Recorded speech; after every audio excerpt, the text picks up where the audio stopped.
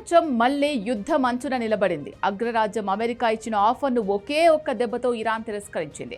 పాకిస్తాన్ రాజధాని ఇస్లామాబాద్లో 21 గంటల పాటు జరిగిన చారిత్రాత్మక శాంతి చర్చలు దారుణంగా విఫలమయ్యాయి. వెంటనే అమెరికా అధ్యక్షుడు డొనాల్డ్ ట్రంప్ అత్యంత భయంకరమైన ఆదేశాలు జారీ చేశారు. హర్ముజ్ జలసంధిని దిగ్బంధించండి, ఎదురిస్తే నరకమే అంటూ ట్రంప్ హెచ్చరిస్తుంటే, నీ బెదిరింపులు మమ్మల్ని ఏమీ చెయ్యలేవు అని Iran parliament speaker Mohammad Bagher Ghalibaf దమ్ముగా సమాధానమిచ్చారు. అసలు ఇరాన్ అంత ధైర్యంగా ఎలా ఉంది? ట్రంప్ ఎందుకు ఇంత సీరియస్ అయ్యారు? పదండి, ఇరాన్ అసలు దమ్మేంటో చూద్దాం.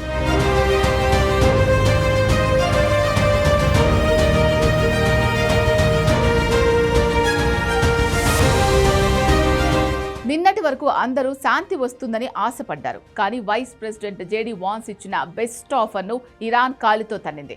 నిధుల విడుదల, ఆంక్షల ఎత్తివేతపై అమెరికా పెట్టిన షరతులను ఇరాన్ అస్సలు ఒప్పుకోలేదు. దీనికి కోపంతో రగిలిపోయిన ట్రంప్ వెంటనే హర్ముజ్ జలసంధిపై నావికాదళ దిగ్బంధాన్ని ప్రకటించారు. ఒక్క ఓడ కూడా ఇరాన్ అనుమతితో వెళ్లడానికి వీల్లేదు.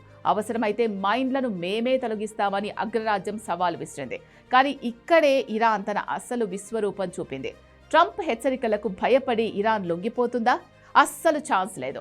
ఇరాన్ పార్లమెంట్ స్పీకర్ గాలిబాఫ్ నేరుగా మైక్ పట్టుకొని ఏం చెప్పారంటే, ట్రంప్ బెదిరింపులు ఇరాన్ ప్రజలపై ఎలాంటి ప్రభావం చూపవు. నువ్వు యుద్ధం అంటే మేము యుద్ధానికి రెడీ, నువ్వు లాజిక్ మాట్లాడితే మేము లాజిక్ మాట్లాడతాం అని అగ్రరాజ్యానికే చుక్కలు చూపించారు. ఇరాన్ నావీ చీఫ్ అయితే ఒక అడుగు ముందుకు వేసి, ట్రంప్ బ్లాకెడ్ బెదిరింపులు హాస్యాస్పదం, జోక్ అంటూ నవ్వుతూ కొట్టిపారేశారు. అంతటి అమెరికాను జోక్ అని పిలవగలిగే దమ్ము ఇరాన్ సొంతం. Iran parliament speaker Mohammad Bagher Ghalibaf ఒక సామాన్యుడు కాదు, ఆయన ఒక యుద్ధ వీరుడు. అమెరికా బాంబులు కురిపిస్తామని హెచ్చరిస్తున్నా ఆయన ముఖంలో ఇంచు కూడా భయం లేదు. ట్రంప్ బెదిరింపులు మా మీద ఏమాత్రం ప్రభావం చూపవు అని ఆయన అన్నారంటే, అది వెనుక ఉన్న వేల క్షిపణుల ధైర్యం కాదు, ఆ దేశ ప్రజల ఆత్మ గౌరవం. ఇక హర్ముజ్ జలసంధి అంటే కేవలం ఒక నీటి మార్గం కాదు, అది ప్రపంచానికి ఆక్సిజన్ అందించే చమురు గొట్టం. ప్రపంచ చమురులో 20% ఇక్కడి నుంచే వెళ్తుంది. ఇది ఇరాన్ కనుసన్నల్లో ఉంటుంది. ఇరాన్ ఇప్పటికే హెచ్చరించింది, ఏదైనా విదేశీ యుద్ధ నౌక మా జలాల్లోకి వస్తే అది కాల్పుల విరమణ ఉల్లంఘనగా భావిస్తాం, తగిన బుద్ధి చెబుతాం అని తేల్చి చెప్పింది. అంటే అర్థమేంటో తెలుసా? అమెరికా ఏ ఓడను ఆపినా ఇరాన్ తన క్షిపణులతో సముద్రాన్ని శ్మశానంగా మారుస్తుంది. ప్రపంచవ్యాప్తంగా పెట్రోల్ ధరలు 1000 దాటుతాయన్న భయంతోనే అమెరికా ఇంకా వెనకాడుతోంది. లోకమంతా అమెరికాకు భయపడి వణికిపోతుంటే ఇరాన్ మాత్రం రివర్స్లో అమెరికాకే డెడ్ లైన్స్ విధిస్తోంది.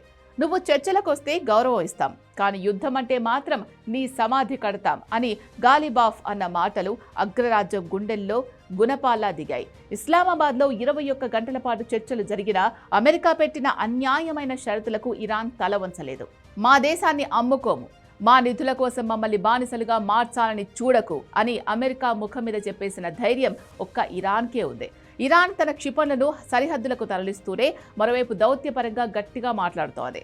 మేము శాంతిని కోరుకుంటున్నాం, కానీ యుద్ధం వస్తే మాత్రం అది నీ దేశం లోపలికి చేరుతుంది అని గాలిబాఫ్ ఇచ్చిన వార్నింగ్ ట్రంప్కు నిద్ర లేకుండా చేస్తోంది.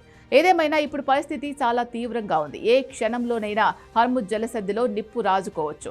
ట్రంప్ తన పంతం కోసం దిగ్బంధం చేస్తే ఇరాన్ తన ఆత్మగౌరవం కోసం యుద్ధానికి సిద్ధమవుతోంది. చర్చలు ఫెయిల్ అయ్యాయి, ఇక మిగిలింది కేవలం యుద్ధ భూమిలో తేర్చుకోవడమే. అగ్రరాజ్యం అమెరికాను ఇరాన్ నిజంగా నిలవరించగలదా? ఇరాన్ దమ్ము ముందు ట్రంప్ వార్నింగ్లు పనిచేస్తాయా? కాలమే సమాధానం చెప్పాలి.